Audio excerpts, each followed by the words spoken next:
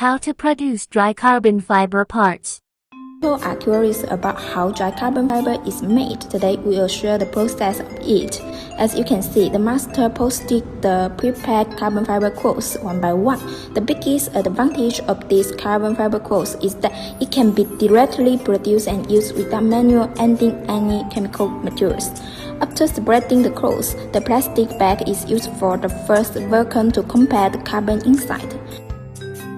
Generally speaking, a 5-meter long hydraulic tank can put up to 36 tailwinds at a time, and each time requires 3 hours of high temperature and high pressure treatment.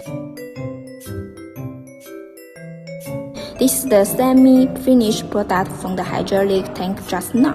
There are a lot of resin green residues on the surface, and the edges are rough. It needs to cut again before the next step. Next, workers polish with water and then oil spray. Generally, the varnish needs to be sprayed 4 to 5 times to have a perfect effect for everyone to see. Thanks for watching.